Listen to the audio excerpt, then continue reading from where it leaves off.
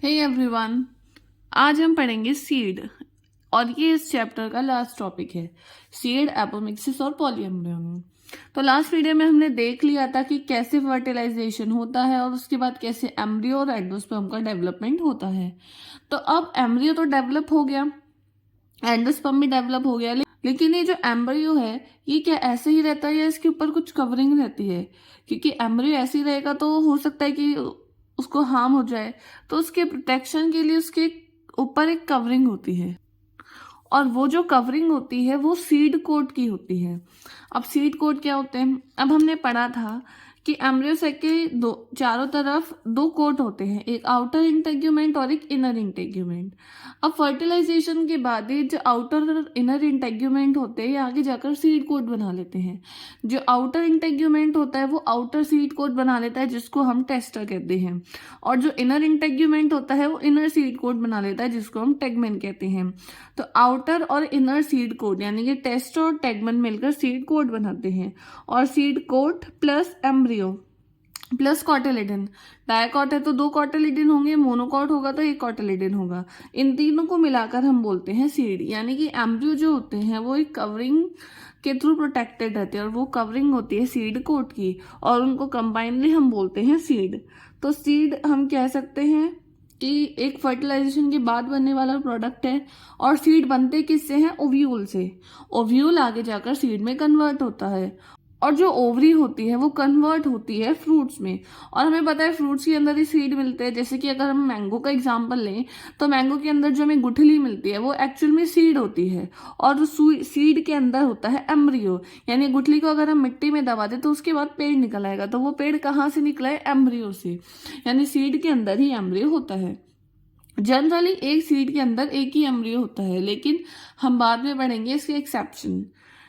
तो ये तो होता है सीड। अब सीड के अंदर कॉटिलिडन होता है, तो कॉटिलिडन क्या होता है? ये एक थिक स्वॉलन पार्ट होता है, और जनरली इसके अंदर फूड स्टोर रहता है, और इसका काम यही है कि जो डेवलपिंग एम्ब्रियो है उसको न्यूट्रिशन प्रोवाइड करने का, और इसका फंक्शन यही है कि न्यूट्रिशन प्रोवाइड कर सके। तो अब सीड दो टाइप के होते हैं। कौन कौन से? एक नॉन एल्ब्यूमिनस सीड या फिर एल्ब्यूमिनस सीड। ये हम पहले भी पढ़ चुके हैं जब हमने एंडोस्पर्म पढ़ा था।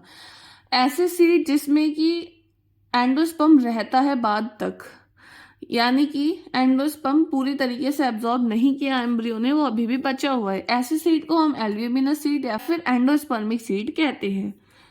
और ऐसे सीड जिसमें कि एंडोस्पर्म खत्म हो जाता है, यानी पूरे का पूरा एंडोस्पर्म एम्ब्रियो अब्जॉर्ब कर लेता है, ऐसे सीड को हम नॉन एल्ब्यूमिनस या फिर एक्स एल्ब्यूमिनस या फिर नॉन एंडोस्पर्मिक सीड कहते हैं। और इसके एग्जांपल्स हम लास्ट वीडियो में जाकर देख चुके हैं। अगर आपने लास्ट वीडियो नहीं देखी तो आप प्लेलिस्ट में जाकर देख सकते हैं। फिर एक और टर्म आती है पेरिस्पर्म। अब क्या होता है? फर्टिलाइजेशन के बाद इंटेग्यूमेंट कन्वर्ट हो जाते हैं किसमें? ये सीड कोट में, टेस्टर और टेगमेन में। अब जो न्यूसिलस होता है वो भी पूरी तरीके से एम्ब्रियो जो होता है एब्जॉर्ब कर लेता है, यानी कि जो न्यूसिलस होता है वो खत्म हो जाता है। लेकिन किसी किसी में क्या होता है, जो न्यूसिलस होता है वो पूरी तरीके से खत्म नहीं होता और वो कुछ ना कुछ उसका पार्ट बचा रह जाता है, और उसको हम बोल सकते हैं कि वो उसका रेजिडुअल है, बचा हुआ पार्ट है, वो परसिस्टेंट यानी हमेशा रहता है। तो ऐसा न्यूसिलस जो हमेशा रहता है, उस टाइप की न्यूसिलस को हम बोलते हैं पेरिस्पर्म। यानी फर्टिलाइजेशन के बाद भी न्यूसिलस अगर बचा हुआ रहता है तो अब उसको हम बोलेंगे पेरिस्पर्म। इसका एग्जाम्पल है ब्लैक पेपर और बीट। और एम्ब्रियो सेक के पास हमने देखा था एक माइक्रोपाइलर एंड होता है, एक चेलेजल एंड होता है, यानी ओव्यूल में एक माइक्रोपाइल वाला एरिया होता है। अब माइक्रोपाइल फर्टिलाइजेशन के बाद भी ऐसे कि ऐसे पोर की फॉर्म में रहता है, और स्पोर का जो यूज होता है वो होता है ऑक्सीजन और वाटर के इनटेक में। यानी कि सीड जब होगा तो सीड के अंदर एम्ब्रियो है, तो एम्ब्रियो को जिंदा रहने के लिए ऑक्सीजन तो चाहिए, तो ऑक्सीजन उसी माइक्रोपाइल के थ्रू आएगी। और साथ में जब हम सीड को उगाएंगे तो हम पानी देंगे, तो सीड वाटर एब्जॉर्ब करके ही तो प्लांट बनाता है, तो वो वाटर एब्जॉर्ब करेगा भी स्पोर के थ्रू। तो माइक्रोपाइल बाद में भी एज अ पोर रहता है हमें सीड के अंदर ही, और वो ऑक्सीजन और वाटर को अपटेक करने के काम में आता है। जैसे ही सीड मैच्योर होता है तो इसका जो वाटर कंटेंट होता है वो कम होता जाता है, और जो सीड होता है वो ड्राई हो जाता है, और बाद में जब हम उसमें पानी देते हैं सीड में तो वो वाटर को एब्जॉर्ब करके फिर आगे जाकर उसमें से प्लांट निकलता है। एक टर्म आती है डोरमेंसी। तो डोरमेंसी क्या होती है? डोरमेंसी का मतलब है ऐसी स्टेट जिसमें मेटाबॉलिक एक्टिविटी बिल्कुल कम हो जाती है। तो डोरमेंसी किसी की भी आ सकती है, बट यहाँ हम स्पेसिफिकली सीड की बात कर रहे हैं। जैसे क्या होता है, मान लीजिए सीड बन गया, किसी फ्रूट के अंदर सीड बन गया, तो सीड क्या होता है, ऐसा नहीं होता कि जैसे ही बन गया उसको हमने मिट्टी में डाल दिया और वो उग गया। सारे सीड ऐसे नहीं होते, कुछ कुछ सीड हो सकता है तुरंत उग जाए, कुछ सीड हो सकता है कि उनको 5-6 महीने हमें रखना पड़े, उसके बाद वो इतने लायक हो कि वो सीड ग्रो हो पाए। तो ये जो पीरियड होता है जिसमें वो सीड ग्रो नहीं होते, बिल्कुल वो मेटाबॉलिक एक्टिव नहीं होते, उस पीरियड को हम बोलते हैं डोरमेंसी। तो अलग अलग स्पीशीज की डोरमेंसी अलग अलग हो सकती है। अब फर्टिलाइजेशन के बाद ओव्यूल तो कन्वर्ट हो गया सीड में और ओवरी डेवलप हो गई फ्रूट में। अब बाकी सारे पार्ट का क्या हुआ, यानी कि जो सेपल और पेटल थे उनका क्या हुआ, तो वो क्या होते हैं, बाद में डीजेनरेट हो जाते हैं और गिर जाते हैं। तो इस तरीके से जो फर्टिलाइजेशन के बाद है ये चीजें होती हैं। ओव्यूल कन्वर्ट हो जाता है सीड में, ओवरी कन्वर्ट हो जाती है फ्रूट में, और मेल और फीमेल तो हमें पता ही है वो रिप्रोडक्शन के काम आ जाते हैं। बाकी जितने भी फ्लोरल पार्ट है वो डीजनरेट होकर नीचे गिर जाते हैं। और जो हम देखते हैं फ्रूट की वॉल होती है, यानी एपिकार्प, एंडोकार्प और मीजोकार्प, 3 टाइप के हम वॉल पढ़ते हैं और इनको कंबाइंडली हम बोलते हैं पेरिकार्प, यानी फ्रूट वॉल को हम पेरिकार्प बोलते हैं। तो ये कहाँ से बनती है, ये ओवरी की वॉल से बनती है। ओवरी की वॉल आगे जाकर फ्रूट की वॉल बनाती है, क्योंकि ओवरी फ्रूट में कन्वर्ट होती है तो इसकी वॉल फ्रूट की वॉल बनाएगी। अब ये फ्रूट्स 2 टाइप के होते हैं, एक ड्राई फ्रूट और एक फ्रेशी फ्रूट। ड्राई फ्रूट मतलब जिसमें कोई फ्लैशी पार्ट नहीं होता, जैसे कि हम काजू खाते हैं, बादाम खाते हैं, मूंगफली खाते हैं, मस्टर्ड खाते हैं, सारे ड्राई फ्रूट्स में आते हैं। और फ्लैशी फ्रूट्स कौन से होते हैं, फ्लैशी फ्रूट्स मतलब जिसमें गूदा होता है, जैसे कि हम ऑरेंज, मैंगो, गुआवा, इन सब की बात करते हैं। अब एक और फ्रूट्स के टाइप होते हैं, वैसे तो फ्रूट्स के और भी कई टाइप है, बट हमारे एनसीईआरटी में ये 2 टाइप दिए हुए हैं 12th में, तो हम ये 2 पढ़ेंगे। एक होते हैं ट्रू फ्रूट, एक होते हैं फॉल्स फ्रूट। ट्रू फ्रूट वो होते हैं जो केवल और केवल ओवरी से डेवलप होती है, यानी ओवरी जो होती है वो फर्टिलाइजेशन के बाद फ्रूट में कन्वर्ट हो जाती है, तो ऐसे फ्रूट को हम बोलते हैं ट्रू फ्रूट। लेकिन अगर फ्रूट ओवरी के अलावा बाकी किसी फ्लोरल पार्ट से भी बन रहा है, यानी ओवरी तो काम में आ ही रही है लेकिन अदर पार्ट भी उसके काम में आ रहे हैं, यानी सिर्फ और सिर्फ ओवरी से नहीं बन रहा है, तो ऐसे फ्रूट को हम बोलेंगे फॉल्स फ्रूट। जैसे कि इसके एग्जाम्पल है एप्पल। एप्पल को अगर हम देखें तो एप्पल में जो हम खाते हैं, जो एडिबल पार्ट होता है वो एक्चुअल में थैलेमस होता है। जो फ्लावर का नीचे फूला हुआ पार्ट होता है उसको हम थैलेमस बोलते हैं। तो थैलेमस जो होता है वो फूल जाता है और वो फूल के खाने वाले पार्ट में कन्वर्ट हो जाता है और उसको हम बोलते हैं एप्पल। ऐसे स्ट्रॉबेरी भी एक फॉल्स फ्रूट का एग्जाम्पल है, कैश्यू, काजू भी एक फॉल्स फ्रूट का एग्जाम्पल है।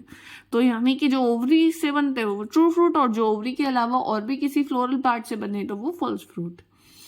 अब एक और टर्म आती है पार्थिनोकार्पिक फ्रूट। पार्थिनोकार्पिक का मतलब होता है ऐसे फ्रूट जो विदाउट फर्टिलाइजेशन बन गए हैं, यानी कि उसमें एक तरीके से हम कह सकते हैं कि सेक्सुअल रिप्रोडक्शन हुआ ही नहीं है, वो बिना रिप्रोडक्शन के डायरेक्ट ही फ्रूट में कन्वर्ट हो जाते हैं। तो ऐसा हम हॉर्मोन्स की हेल्प से करवा सकते हैं। ग्रोथ हार्मोन हम देंगे तो सीधा ही जो फीमेल है वो डायरेक्ट ही फ्रूट में कन्वर्ट हो जाएगी विदाउट फर्टिलाइजेशन। अब फर्टिलाइजेशन नहीं हुआ तो इनमें सीड भी नहीं होते, यानी पार्थिनोकार्पिक फ्रूट्स जो होते हैं वो सीडलेस होते हैं। एग्जाम्पल पार्थिनोकार्पिक फ्रूट का बनाना, हमें बनाना के अंदर कोई भी सीड देखने को नहीं मिलता है, तो ये भी एक पार्थिनोकार्पिक फ्रूट का एग्जाम्पल है। अभी हमने देखा कि सीड बनते हैं, लेकिन पार्थिनोकार्पिक फ्रूट में सीड नहीं बनते। लेकिन ये जो सीड बनते हैं इनका फायदा क्या है, तो कुछ ना कुछ तो फायदा होता होगा तभी नेचर में सीड बन रहे हैं। एक तो पहला फायदा ये है कि इनकी एडेप्टिव स्ट्रेटेजी होती है डिस्पर्सल के लिए। अब सीड है वो एक जगह से दूसरी जगह पे जाएंगे, चाहे वो किसी जानवर के थ्रू जाए या वो हवा से जाए या कैसे भी जाए, तो ये डिस्पर्स हो सकते हैं, नहीं एक जगह से दूसरी जगह जा सकते हैं। तो उससे क्या फायदा होता है, वो अपनी कॉलोनी जगह जगह के हैबिटेट में फैला सकते हैं।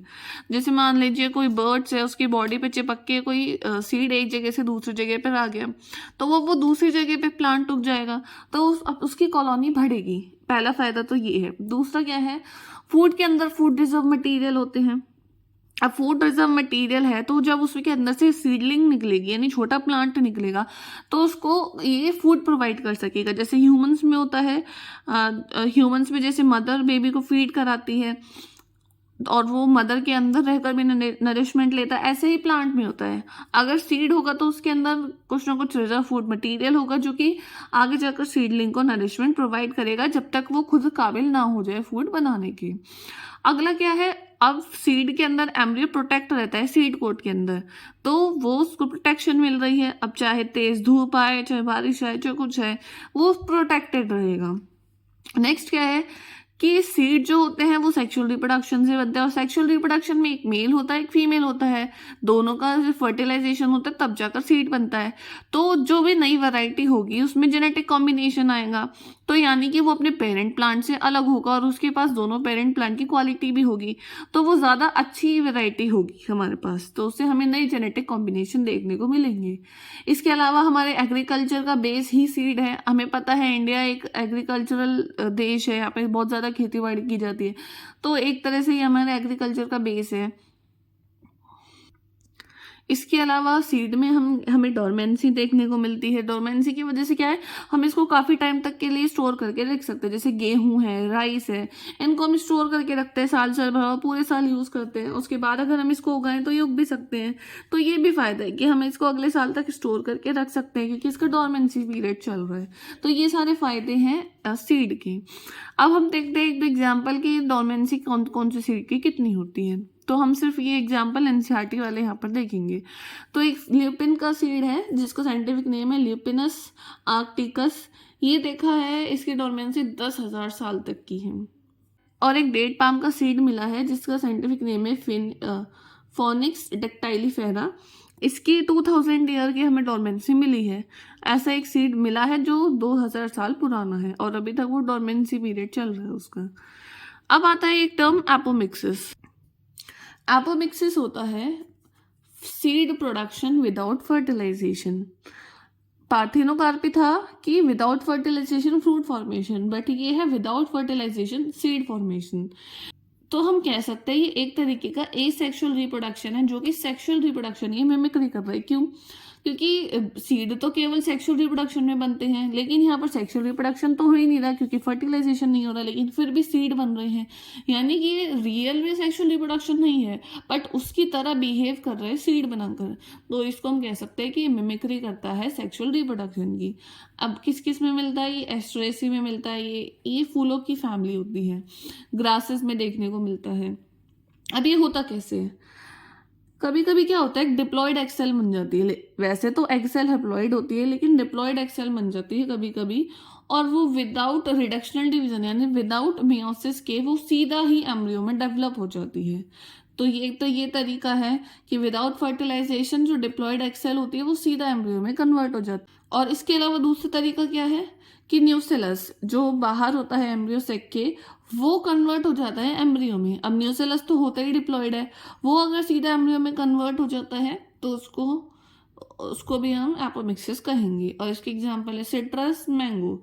और मैंगो में हमें पॉलीएम्ब्रियोनी भी देखने को मिलती है। पॉलीएम्ब्रियोनी क्या होता है, पॉली मीन्स होता है बहुत सारे और एम्ब्रियोनी मीन्स एम्ब्रियो फॉर्मेशन।